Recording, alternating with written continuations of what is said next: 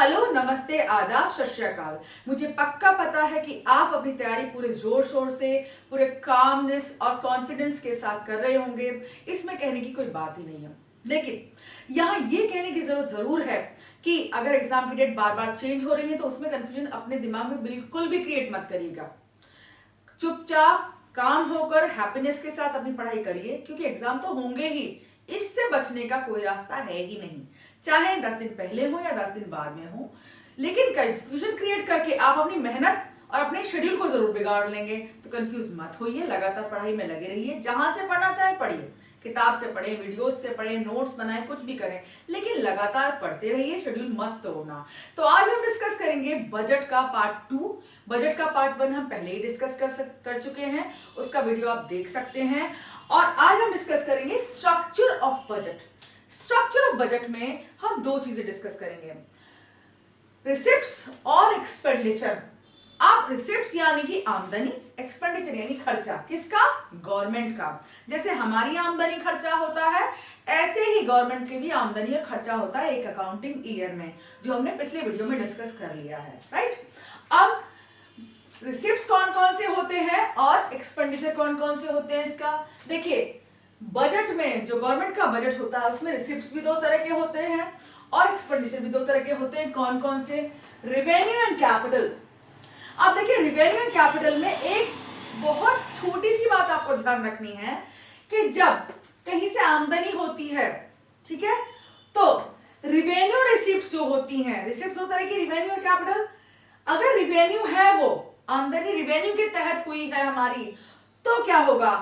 तो लायबिलिटी बढ़ेगी नहीं और ऐसा घटेंगे नहीं। अक्सर क्या होता है, जब हमें कहीं से पैसा मिलता है तो या तो हमारी लायबिलिटी बढ़ जाती है। पैसा कैसे मिल सकता है? हमें लोन से मिल सकता है, लेकिन रिवेन्यू के टाइम हम लोन नहीं लेंगे तो हमारी लायबिलिटी नहीं बढ़ेगी। और रिवेन्यू के टाइम ना ही हम कुछ गिरवी रखेंगे, बेचेंगे, तो हमारी लायबिलिटी, एसेट नहीं घटेंगे। अक्सर ऐसा होता है ना कि हम बेच के पैसा इकट्ठा करते हैं कहीं से, तो वो बेच के पैसा इकट्ठा करने वाला जो चीज है वो कैपिटल है, रिवेन्यू नहीं है। कंफ्यूज मत होइएगा। रिवेन्यू के टाइम पे आपको विशुद्ध आय होती है, ये यूनिलैटरल पेमेंट होता है गवर्नमेंट के लिए। यानी कि जैसे टैक्स हो गया, टैक्स में डायरेक्ट इनडायरेक्ट टैक्स आपके सारे आ जाते हैं। आपके जो कॉर्पोरेट टैक्स है, इनकम टैक्स है, स्टेट ड्यूटी है, आपकी गिफ्ट टैक्स है, कस्टम्स ड्यूटी, एक्साइज ड्यूटी, सारी की सारी क्या है? रेवेन्यू रिसीप्ट से। यहाँ सिर्फ गवर्नमेंट को आमदनी हो रही है, उसको कुछ भी बदले में नहीं देना पड़ता है। तो ये क्या है? आपकी रेवेन्यू रिसीप्ट्स होती है। यहाँ क्या होता है? What are revenue receipts? Revenue receipts are those receipts of the government which neither create any liability for the government nor reduce any assets of the government. Simple definition है, क्या है?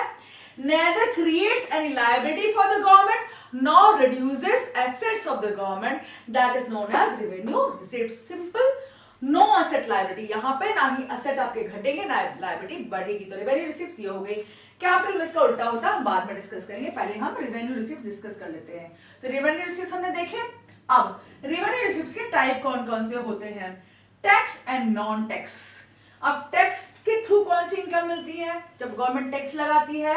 और नॉन टैक्स सोर्सेस कौन से हैं revenue के, receipts के, वो हम डिस्कस करेंगे। अब टैक्स में कौन क्या होता है?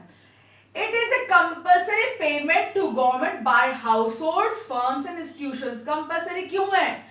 क्योंकि अगर गवर्नमेंट ने टैक्स लगा दिया तो वो पे करना ही है बंदे को, या फर्म को, या हाउस होल्ड को। या तो घरों पे लगाया जाता है उनकी इनकम पे, जो हम हाउस होल्ड होते हैं हमारे, जो हमारे इनकम टैक्स लगता है, या फर्म्स पे यानी उद्योगों पे, या फिर इंस्टीट्यूशंस पे लगाया जाता है, ऑर्गेनाइजेशंस पे लगाया जाता है, जो भी है आपके, ठीक है। अब इसके एग्जाम्पल कौन कौन से? Income tax. इनकम टैक्स किस पे लगाया जाता है? आय पे। जो भी किसी की आय होती है, यानी जितनी इनकम, सपोज 2.5 लाख इनकम है किसी की, 2.5 लाख, तो उस पर कोई टैक्स नहीं है, उसके ऊपर वाली इनकम पे टैक्स लगता है इंडिया में। ऐसे डिफरेंट नेशंस में डिफरेंट स्लैब्स होते हैं। दूसरा है कॉर्पोरेशन टैक्स। जब कोई उद्योग उत्पादन करता है तो उसकी इनकम होती है। सपोज किसी फर्म में बिस्किट बनते हैं, उसका जो उत्पादन की इनकम, उसकी इनकम हुई 50 करोड़ रुपए, तो 50 करोड़ तक कोई सपोज टैक्स नहीं है। उसके ऊपर जो इनकम होगी, सपोज उस पर 25% का टैक्स लगा दिया, तो वो हो गया कॉर्पोरेशन टैक्स। तो इसकी आमदनी पे, किसी उद्योग की आमदनी पे जो टैक्स लगता है उसे क्या कहते हैं? Corporation tax. क्लियर? अब एस्टेट ड्यूटी क्या होती है? भाई देखिए, एस्टेट ड्यूटी अभी तो इंडिया में एबोलिश्ड है, आगे कोई बनती है बात तो अलग है। देखिए एस्टेट ड्यूटी वो ड्यूटी होती है जो किसी मृतक के, यानी कि कोई व्यक्ति अगर मर गया है तो उसकी प्रॉपर्टी कितने की है और उसका कोई सक्सेसर है, यानी कि कोई वारिस है, जब वो प्रॉपर्टी उस तक जाएगी तो उसको टैक्स पे करना पड़ेगा, उस पे ये एसेस किया जाता है टैक्स। तो किसी मृतक की जो मृत्यु होने के बाद उसकी प्रॉपर्टी पे असेसमेंट जो होता है वो होता है एस्टेट ड्यूटी, जिस पे टैक्स लगता है। इंडिया में एस्टेट ड्यूटी 85% थी 1985 के पहले, उसके बाद ये एबोलिश कर दी गई है। अब इसके आगे गवर्नमेंट इसका डिसाइड करेगी, ठीक है। गिफ्ट टैक्स, गिफ्ट टैक्स क्या होता है? जब किसी को कोई गिफ्ट मिलती है, जमीन मिल गई, जायदाद मिल गई, मकान मिल गया, ज्वेलरी मिल गई, कार, स्कूटर कुछ मिला, वो गिफ्ट टैक्स है। अब 50,000 तक के जो भी गिफ्ट्स हैं वो तो आपको उन पर टैक्स नहीं देना, लेकिन 50,000 से ऊपर के जो गिफ्ट हैं उनके ऊपर टैक्स देना पड़ता है। और डिफरेंट नेशंस में डिफरेंट इसके रेट्स हैं, यानी कि गिफ्ट पे जो टैक्स देना पड़े। और टैक्स किसको देना पड़ता है? गिफ्ट टैक्स जिसके हाथ में गिफ्ट है, मतलब जिसको गिफ्ट मिला है उसको गिफ्ट टैक्स देना पड़ेगा। यानी कि अगर मेरे पिता ने मुझे मकान दिया तो गिफ्ट टैक्स मुझे देना पड़ेगा, मेरे पिता को नहीं देना पड़ेगा। अब कस्टम्स ड्यूटी, कस्टम्स ड्यूटी क्या होती है?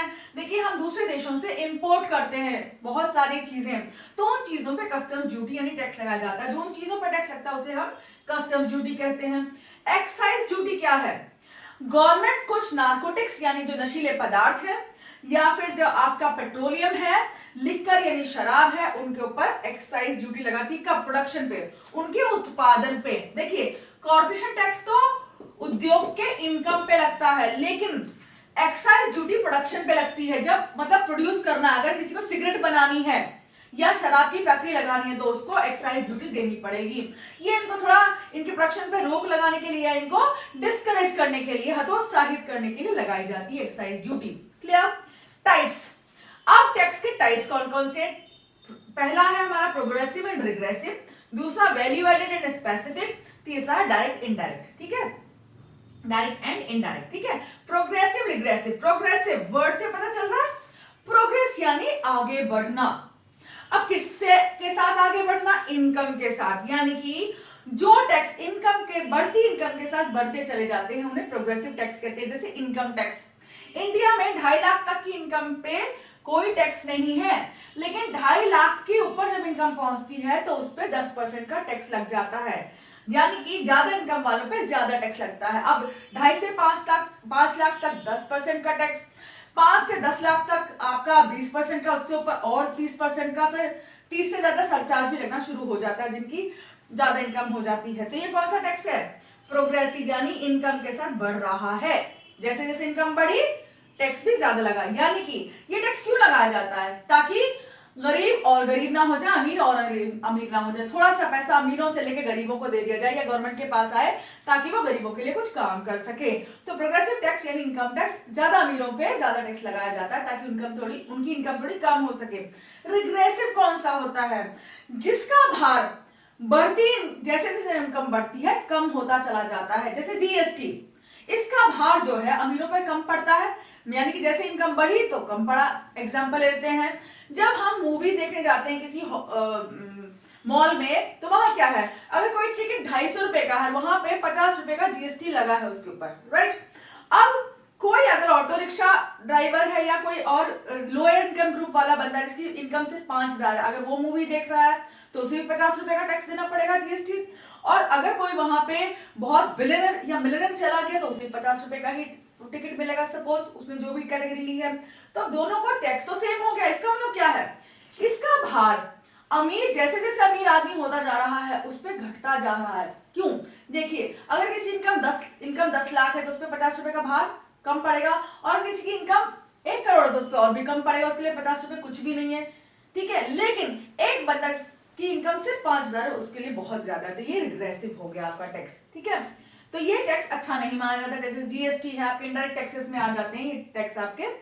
Value added and specific, value added यानी कि जितनी वैल्यू ऐड की उतना टैक्स, ठीक है।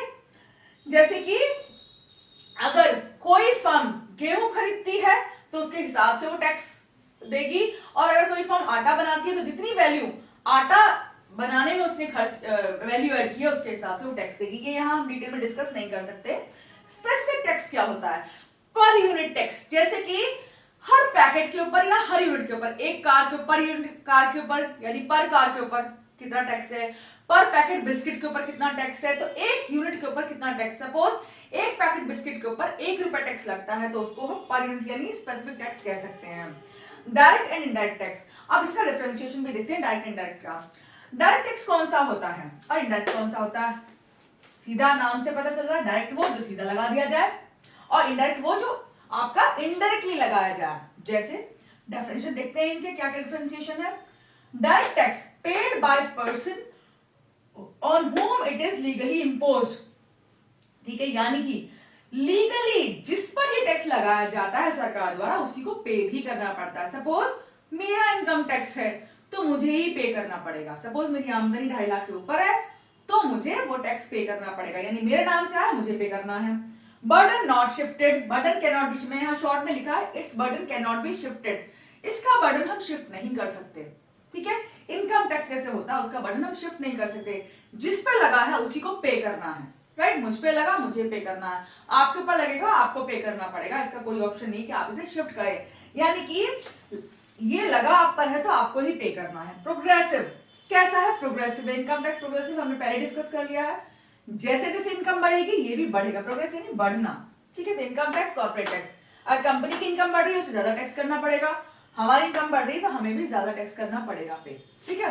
इनडायरेक्ट यानी कि ये लगता किसी और पे है और पे किसी और को करना पड़ता है। जैसे जब प्रोडक्शन होता है, जैसे बिस्किट की कोई फैक्ट्री है, उसके प्रोड्यूसर ने कोई इनकम हुई 50 लाख की, उसने टैक्स पे किया, ठीक है, लेकिन वो क्या करता है अपने प्रोडक्शन जो यूनिट होती है वो पे तो कर दिया उसने, लेकिन वो हमसे उभाई कर लेगा, यानी कि जो प्रोडक्शन वो कर रहा है यानी बिस्किट बना रहा है सपोज, तो वो बिस्किट के पैकेट में वो जो टैक्स है ऐड करके दे देगा। जैसे अगर उसको पर पैकेट बिस्किट 1 रुपी पर पैक लगाया उसने, बिस्किट के पैक पे टैक्स पे किया है, तो वो हमें ऐड करके उस बिस्किट के पैकेट में दे देगा। हमें जो 5 रुपए का बिस्किट पड़ता है यानी कि वो असल में 4 रुपए का होता है, लेकिन प्रोड्यूसर उसमें 1 रुपए का और टैक्स मिला देता है जो उसने पे किया था, और हमें वो बिस्किट कितने का पड़ता है? 5 रुपए का। इसका मतलब क्या था? प्रोड्यूसर पे लगा हुआ टैक्स उसने हम पर शिफ्ट कर दिया उसका बोझ, और हमें उसका टैक्स देना पड़ रहा है, यानी कि लगा किस पे था? प्रोड्यूसर पे, और पे कौन कर रहा है? कंज्यूमर कर रहा है, हम पे कर रहे थे। ये कौन सा? इनडायरेक्ट, यानी कि हम दे रहे हैं, इनडायरेक्टली दे रहे हैं उसका टैक्स।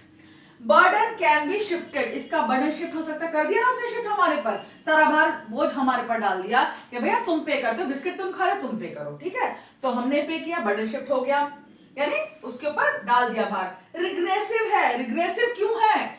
जैसे जैसे लोगों की इनकम बढ़ेगी उनका इसके ऊपर भार घटता चला जाएगा। जैसे 5 रुपए का पैकेट है, उसमें 1 रुपया जो टैक्स है वो एक गरीब पर, पुअर पर्सन पर ज्यादा पड़ेगा, भाई उसके लिए 1 रुपए की ज्यादा वैल्यू है, लेकिन कोई करोड़पति अरबपति बंदा उसके लिए 1 रुपए कौन सी बड़ी बात है, उसके लिए उसकी वैल्यू इतनी ज्यादा नहीं होती है, तो उसका बोझ कम पड़ेगा उसके ऊपर। तो ये क्या है? रिग्रेसिव है, जैसे जैसे इनकम बढ़ेगी इसका बोझ घटेगा। तो जीएसटी हुए, कस्टम्स ड्यूटी हुई, ये सब क्या है? रिग्रेसिव टैक्सेस हैं आपके। इनडायरेक्ट टैक्सेस कैसे होते हैं? रिग्रेसिव होते हैं। अब आते हैं हम कैपिटल रिसीप्ट्स पर, ठीक है।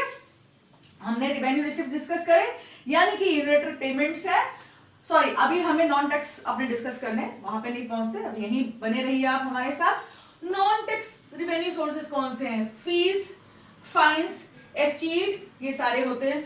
फीस क्या? यानी कि जैसे हमने लाइसेंस बनवाया, गवर्नमेंट को फीस पे की, ये क्या है? हमारा नॉन टैक्स उसकी रेवेन्यू है। इसके बदले हमें परमिशन मिल रही है कुछ करने की, लाइसेंस फीस हमें देनी पड़ती है, ठीक है। एक्सचीट, एक्सचीट क्या होता है? यानी कि जो लोग अपना वारिस छोड़े बिना इस दुनिया से चले जाते हैं, उनका डिमाइस हो जाता है, मृत्यु हो जाती है, उनकी जो प्रॉपर्टी है वो गवर्नमेंट को चली जाती है। कोई वारिस नहीं, कोई लीगल क्लेमेंट नहीं है, कोई क्लेम नहीं करा उस प्रॉपर्टी को, कोई नॉमिनेटेड नहीं है, तो प्रॉपर्टी किसको गई? गवर्नमेंट को गई, तो वो भी इसकी रेवेन्यू का सोर्स है। चीट। फाइन्स, जब हम कोई रूल तोड़ देते हैं, ट्रैफिक रूल तोड़ते हैं, तब हम पे फाइन लग जाता है, या हमारे पास कोई लाइसेंस नहीं है तब फाइन लग जाता है, तो ये फाइन भी रेवेन्यू का सोर्स है। पब्लिक सेक्टर यूनिट्स की इनकम, जितने भी जैसे भेल है, गेल है, जैसे आपका बीएचईएल है, जीएआईएल है, सेल है, steel authority of India limited है, ये सारी की सारी क्या है?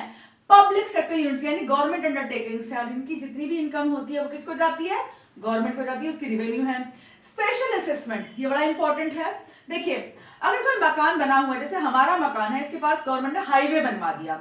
अब हाईवे बनने की वजह से हमारा जो मकान सपोज 50 लाख का था वो 1.5 करोड़ का हो गया, तो जो उसकी कीमत बढ़ी है वो गवर्नमेंट के डेवलपमेंटल वर्क से बढ़ी है, हाईवे की वजह से बढ़ी, तो गवर्नमेंट क्या करेगी, इस पे स्पेशल असेसमेंट लगा देगी हमारी प्रॉपर्टी पे, ठीक है, वो हमें पे करना पड़ेगा। Cell of spectrum 3G 2G के जो राइट्स बिकते हैं ना टेलीकॉम कंपनीज को, वो क्या है, आपके रेवेन्यू के सोर्सेस हैं। वो सारी इनकम किसको जाती है, गवर्नमेंट ही तो बेचती है, गवर्नमेंट को चली जाती है, ठीक है। ग्रांट्स, डोनेशंस, अब ग्रांट्स और डोनेशन जितने भी आते हैं, जैसे प्राइम मिनिस्टर रिलीफ फंड में आ गया, डोनेशंस आ गए जो आपके नॉर्मल फेमाइंस के टाइम पे, ड्रॉट्स के टाइम पे या फ्लड्स के टाइम पे आते हैं, या ग्रांट्स कहीं से मिल गई गवर्नमेंट को, तो सारी की सारी रेवेन्यू सोर्सेस हैं। अब इसके बदले गवर्नमेंट को कुछ नहीं देना पड़ रहा, इसका मतलब इसकी ना तो लायबिलिटी बढ़ रही है, यानी कि उधार नहीं ले रहा वो किसी से, और ना इसके एसेट घट रही है, यानी कि कुछ बेच नहीं आता। क्लियर है। अब आते हैं नेक्स्ट हम कैपिटल रिसीव्स पे। कैपिटल नाम सुनते ही एक चीज आती है ध्यान में, बिजनेस।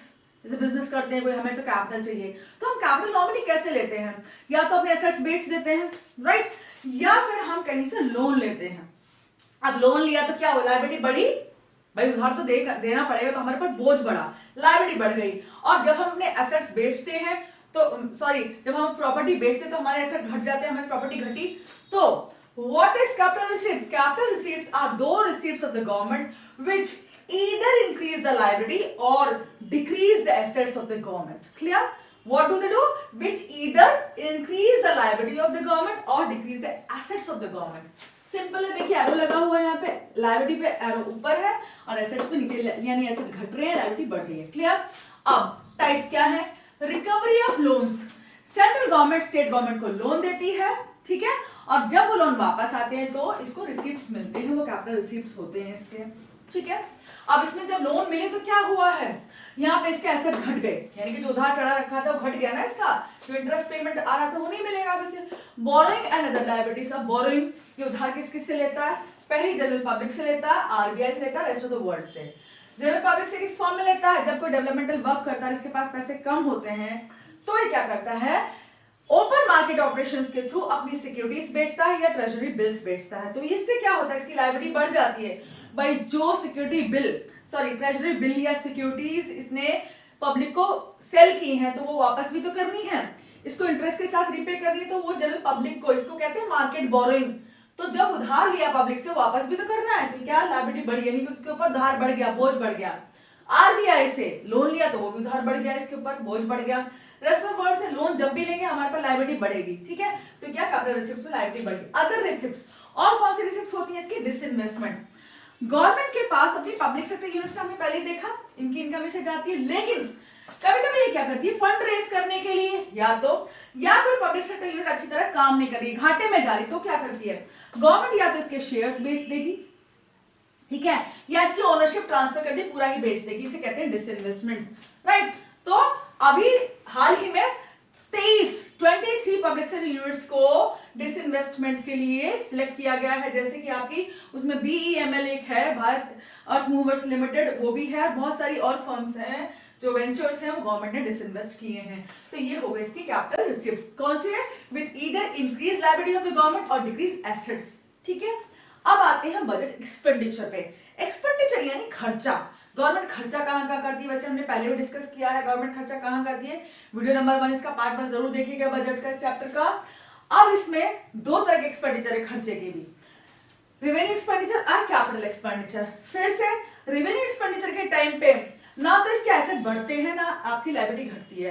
अब रेवेन्यू एक्सपेंडिचर गवर्नमेंट करती है तो क्या क्या कर सकती है आपकी, या तो पब्लिक पे खर्चा करेगी, या अपनी पब्लिक सेक्टर यूनिट्स या कुछ उधारी चुकाएगी, ठीक है। तो रेवेन्यू एक्सपेंडिचर जो होता है वो कौन कौन सा होता है, हमें समझ में आ जाएगा क्या होता है इसमें। टाइप्स कौन कौन से हैं, wage bill of the government, interest payments, expenditure और सब्सिडीज। अब यहाँ पे देखिए रेवेन्यू एक्सपेंडिचर्स क्या होते हैं, इसका मतलब revenue expenditure is the expenditure of the government which neither increases assets of the government nor decreases liability of the government. इससे ना तो उसका बोझ घटता, यानी लोन रिपेमेंट तो कर नहीं रहा है, ठीक है, वापस कुछ नहीं कर रहा, सिर्फ खर्चा कर रहा है। किस किस पे खर्चा करेगा, अब देखिए यहाँ पे wage bill of the government, जो वेजेस पे करती है डिफरेंट गवर्नमेंट वर्कर्स को, प्रोफेशनल्स को, वो वेज बिल के लिए इसको खर्चा करना पड़ता है, तो वो क्या ना तो इसकी लायबिलिटी घटा रहा है क्योंकि लोन रिपेमेंट तो है नहीं है, वेजेस ही तो दे रहा है, और ना इसके एसेट बढ़ा रहा है, यानी कि कोई पब्लिक सेक्टर एंटरप्राइज नहीं खरीदा, कोई इसने नई फर्म नहीं लगाई, कोई बिल्डिंग नहीं बनाई, कोई जमीन नहीं खरीदी, तो एसेट भी नहीं बने इसके, सिर्फ वेजेस दे रहा है। तो वेज बिल गवर्नमेंट का होता है। सेकेंड है इंटरेस्ट पेमेंट, जो लोन लिया उस पर इंटरेस्ट दे रहा है, तो इंटरेस्ट का तो कुछ लायबिलिटी तो घटी नहीं, लोन की लायबिलिटी तो उतनी की उतनी है, वह इंटरेस्ट दे रहा है, ठीक है। ये हो गया इसका दूसरा। एक्सपेंडिचर सब्सिडीज, जो भी गवर्नमेंट डिफरेंट सब्सिडीज देती है, चाहे सिलेंडर्स पे दे दे, एलपीजी सब्सिडी दे दे, या फिर आपके प्रोडक्शन हाउसेस पे दे दे कि भाई प्रोडक्शन करो, हम आपको सब्सिडी देते हैं, नए नए उद्योगों को, एसएमईज को देते हैं, आपके नए नए वेंचर्स को, तो वो सब्सिडीज भी देती है गवर्नमेंट, लेकिन इसके बदले उसे कुछ नहीं मिलता, वो सिर्फ सब्सिडी एनकरेज करने के लिए देती है या फिर गरीबों को देती है। पब्लिक डिस्ट्रीब्यूशन शॉप पे, राशन की शॉप पे जो राशन सस्ते में मिलता है उस पर भी सब्सिडी गवर्नमेंट देती है। तो और बहुत सारी सब्सिडीज हैं वो गवर्नमेंट देती है, तो उसके बदले उसे कुछ नहीं मिलता, यानी कि उसके एसेट इंक्रीज नहीं हो रहे, लायबिलिटी घट नहीं रही है, उसके रेवेन्यू में पहले की तरह नो एसेट लायबिलिटी का किस्सा है। Second, capital expenditure. Capital expenditure is that expenditure which either decreases liability of the government or increases assets of the government। भाई देखिए, कैपिटल एक्सपेंडिचर जब भी होता है, जब हम कैपिटल कहीं खर्च करते हैं, अपना बिजनेस में लगाते हैं पैसा, तो हम या तो जमीन खरीदेंगे, मकान खरीदेंगे, प्रॉपर्टी खरीदेंगे, तो क्या हुआ, एसेट इंक्रीज हुए। इस तरह गवर्नमेंट भी अपनी प्रॉपर्टी बनाती है, तो expenditure on land and building, इसके एसेट्स इंक्रीज हो गए। Expenditure on machinery and equipment, इसने नया कोई उद्योग लगाया, कोई प्रोडक्शन यूनिट लगाई, तो वहां पे खर्चा किया, तो वो भी एसेट्स इंक्रीज हो गए। परचेज ऑफ शेयर्स, किसी कंपनी के इसने शेयर खरीदे, किसी एमएनसी के, किसी मल्टीनेशनल कंपनी के शेयर खरीदे या किसी वेंचर के, तो भी इसके एसेट्स इंक्रीज हो रहे हैं। Loans by central government to state government, ठीक है, अब ये लोन दे रही है, ठीक है, अब लोन दे रही है सेंट्रल गवर्नमेंट स्टेट गवर्नमेंट को, तो भी ये अपनी क्या कर रही है, एसेट्स क्रिएट कर रही है, ठीक है, ये आगे समझ में। देन अब अगर ये एक्सपेंडिचर और भी, जैसे लोन रिपेमेंट करती है, यहाँ पे लोन रिपेमेंट जो करती है, रिपेमेंट अगर किसी से लिया है तो लोन रिपे, यहाँ पे मैं एक क्लॉज लिख देती हूँ, लोन रिपेमेंट, जब लोन रिपेमेंट होता है तभी भी इसकी लायबिलिटीज घट जाती हैं, तो खर्चा अगर लोन रिपेमेंट पे हो रहा है तो इसकी लायबिलिटी घट जाएगी। अब लास्ट टॉपिक है हमारा plan expenditure and non plan expenditure. Plan expenditure यानी प्लान के तहत जो हम प्लान करके एक्सपेंडिचर करें वो हमारा प्लान एक्सपेंडिचर होता है। इस तरह गवर्नमेंट क्या क्या प्लान करती है, जब बजट बनाती है तो कहती है हम इतने रोड्स बनाएंगे, हॉस्पिटल्स बनाएंगे, कुछ भी हम नई प्रॉपर्टी जो खरीदेंगे या फिर हम कोई पब्लिक सेक्टर यूनिट लगाएं, तो वो क्या है, प्लान एक्सपेंडिचर। जैसे specified plans and programmes of development, जो विकास के नए नए प्लान, जैसे मेट्रो की रेलवे बना रही है गवर्नमेंट, बना रही है, वो प्लान एक्सपेंडिचर हुआ, उसने किया। Assistance of central government to state government, और अगर सेंट्रल गवर्नमेंट स्टेट गवर्नमेंट को असिस्टेंस या उसको कोई सहायता दे रही है तो वो भी प्लान एक्सपेंडिचर में आता है, तो ये हो गया प्लान एक्सपेंडिचर।